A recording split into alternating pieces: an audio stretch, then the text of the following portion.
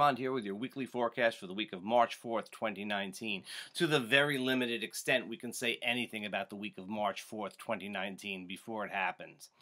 The basics of this week are that it's the Pisces new moon. That new moon is tightly conjunct Neptune, and so it is a time that we could think of as being a kind of gestation period, an incubation period, not really much of a time to go forward with things. That's especially true because Mercury is stationing to retrograde, and I mean essentially all week long Mercury will be stationed to retrograde.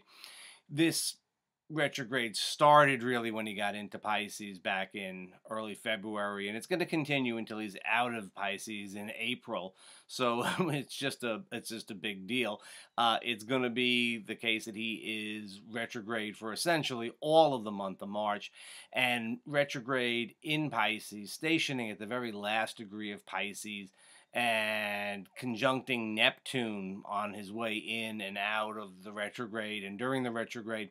It's a big one. It's slippery. It's very, very hard to know what's going on.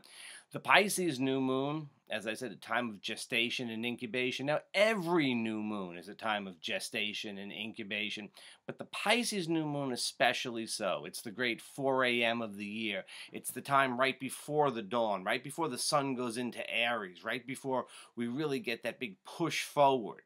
And so it really is a very quiet time. It's a time to go with the flow. It's a time to,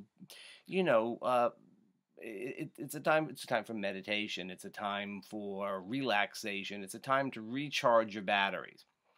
It's a good time to do dream work. It's a good time maybe to start thinking about a yoga program. It's a good time to think about maybe setting up a new meditation program or something along those lines in your life. So it's a very inward type of time. And then boom, Uranus goes into Taurus, and unlike the rest of the week's energy, that's a very outgoing, popped up type of energy. I sort of imagine this week as being kind of like you're asleep and then all of a sudden, boom, you wake up.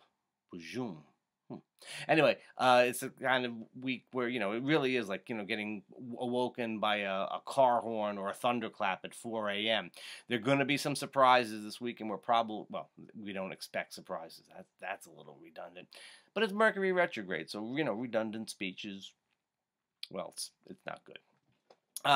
Monday through Wednesday through Thursday morning, I would say, is definitely, it's just a time to take care of routine tasks. If you can just not do anything, that's fine too. Use the time to read, probably reread something.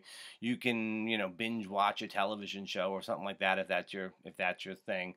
Get lost in a piece of music. Be creative, but don't look for the product. Just sort of play with things. Just sort of improvise and see what happens. That's pretty much all you can do the beginning part of the week. You have to deal with whatever comes up, and undoubtedly some stuff will come up, especially as, stuff will come up.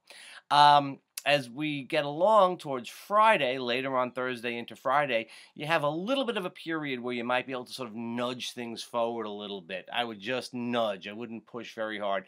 The moon is still going to be very new. It's going to be in Aries, though. A waxing Aries moon is pretty good. And the sun will be sextile Saturn, which should be helpful. The moon goes on to square Saturn and Pluto, so there's probably some sense of things that you have to do and deadlines and stuff like that. So that's part of the picture for Friday into Saturday. The moon is void, of course, virtually all day Saturday, and then the moon goes into Taurus on Sunday morning early. Now, if you're in the U.S., it's the most wonderful day of the year. It is the day that we go to daylight savings time, and that means, of course, the sun will be out later. And at this time of year, the days get longer by quite a bit. They're about 2 minutes a day. Right around the equinoxes. So we really have, a great increase of the light, which is, welcome. We're getting a snowstorm here in the Northeast, but, but it's still welcome that it's getting to be lighter later. And so Sunday has a kind of pleasant sort of feel to it. And, coming into the following week, the week that starts on March 11th, we'll have some relatively productive energy. So this week, don't try too hard. Don't push too hard. Take some time to go inward, connect with spirit, use your intuition, get an astrology reading. That's a good thing to do. And just generally kind of, take it a little bit easy. This is not a time to press forward. And watch out the mercurial snafus, the communication problems, the technical stuff, and all of that is going to be a cause of some frustration, no matter how laid back you try to be. All right, see you next week.